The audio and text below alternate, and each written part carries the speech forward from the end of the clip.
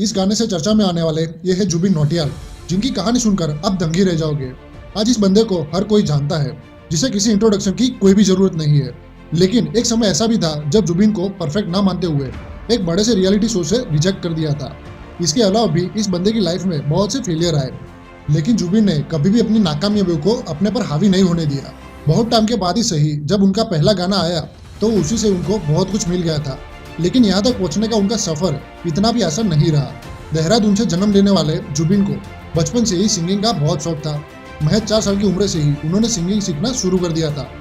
बचपन में एक बार उनके पिताजी ने उनको एक प्यार का नगमा गाना उनकी गोदी में रखकर सुनाया था। तब से जुबिन ने अपने मन में ठान लिया था कि उनको बड़ा होकर बनना है तो सिर्फ सिंगर ही बनना है।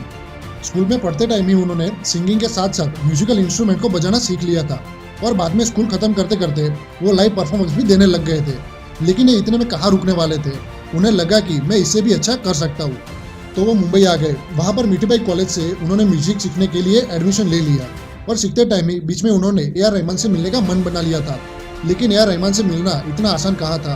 फिर भी उन्होंने कई सोर्सेज की मदद से और काफ़ी रिक्वेस्ट के बाद आखिर उनको ए.आर. रहमान से मिलने का मौका मिल गया। और जब जुबिन ए.आर. रहमान से मिले तो जुबिन ने उनसे बोला कि मैं आपको कुछ सुनाना चाहता हूँ। ए.आर. रहमान के पास टाइम कम होने के बावजूद भी उन्होंने जुबिन से बोला कि सुनाओ, क्या सुनाना चाहते हो।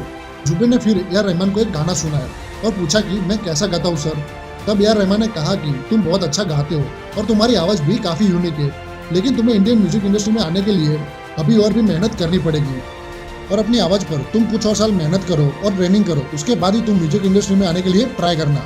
ए.आर. रहमान की बात मानकर जुबिन फिर से देहरादून वापस आ गए और अपने स्कूल टीचर से म्यूजिक की ट्रेनिंग लेना शुरू कर दिया। और जुबिन यहाँ तक कहाँ रुकने वाले थे। चेन्नई, बनारस और भी जगहों पर जाकर इसने हर तरह का म्यूजिक और इंस्ट्रूमेंट बजाना सीख लिया था।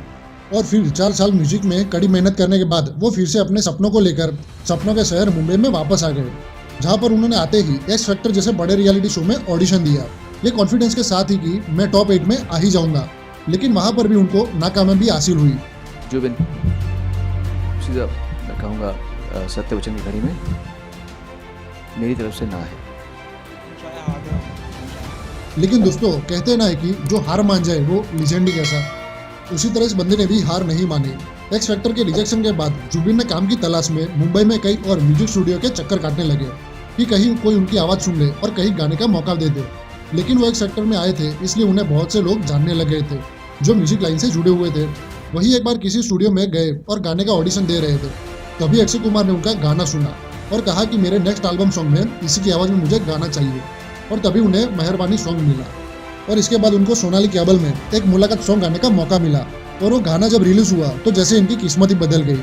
इस सॉन्ग के बाद इन्हें बहुत ज़्यादा ऑफर आने लग गए थे। इसके बाद जब बजरंगी भाईजान मूवी का जिनकी सॉन्ग वायरल हुआ, उसके बाद जैसे वो सफलता की सीढ़ी एक के बाद एक चढ़ने लग गए थे। और आज जुबिन का हर एक सॉन्ग यूट्यूब पर ट्रेंड करता है। अब बात करें जुबिन के गाए हुए गानों की, तो तुम ही आना, तारों के शहर, बेवफा तेरा मासूम चेहरा, मेरी आशिकी और भी कई हिट सॉन्ग जुबिन ने गाए हैं। आज जुबिन जिस मुकाम पर है उसमें उनकी टैलेंट से ज़्यादा उनकी मेहनत है। जुबिन अपने संघर्ष के दिनों को याद करते हुए कहते हैं कि वो मेरे लिए संघर्ष नहीं बल्कि वो मेरी एक खूबसूरत जर्नी थी। दोस्तों, ये जरूरी नहीं कि आज तुम क्या हो, ये जरूरी नहीं कि आज तुमने हासिल क्या किया। बस जरूरी है तो इतना ही कि तुम अपने सपनों के लिए क्या कर सकते हो और किस हद तक जा सकते हो।